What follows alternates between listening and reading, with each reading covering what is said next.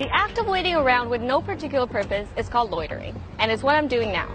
Loitering may not seem like a big deal, but when you see black people getting arrested for waiting in the Starbucks or choked for selling cigarettes on the corner, you're looking at the racist history of loitering laws at work.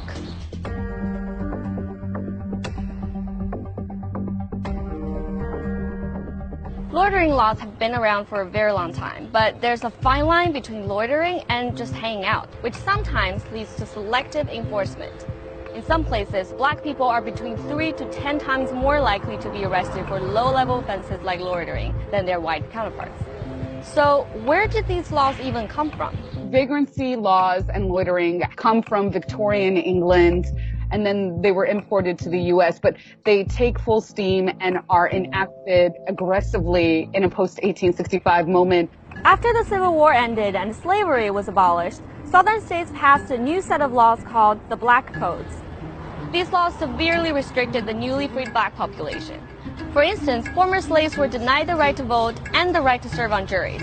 They were also forced to sign yearly contracts with their former owners, and if they refused to sign, they risked being beaten or arrested for vagrancy, which basically meant that being unemployed was a crime. Loitering, breaking curfew, anything that you would find a newly free population probably engaging in as what would have been considered reasonable activity was deemed illegal and a crime. These laws set the stage for mass imprisonment of black people and continue to be used against them well into the 20th century. In 1965, civil rights activist Fred Shuttlesworth was sentenced to 6 months in prison for loitering. His crime? Speaking to friends on the sidewalk during a department store boycott in Birmingham, Alabama. In nearby Montgomery, Martin Luther King Jr. was arrested for loitering while trying to attend a friend's court hearing. And in the late 60s, 2 white women and 2 black men driving a car in Jacksonville, Florida, were arrested for prowling by auto, a charge that fell under Florida's vagrancy law at the time. The cops denied that race played a role in the arrest, but when the case was brought before the Supreme Court, Justice Harry Blackmun said the 4 were really convicted for racial intermingling. Florida's vagrancy law was then deemed unconstitutional because of its ambiguity. Over time, other city and state loitering laws were also deemed unconstitutional because of how vague they were. In 1999, the Supreme Court found Chicago's gang loitering ordinance unconstitutional.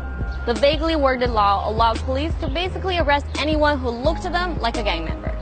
The purpose of the statute, Your Honor, is to allow the police to attack a form of behavior that criminologists know can contribute to crime in the community, which is the intimidating presence of gang members. But isn't this actually punishing people for who they are rather than what they've done?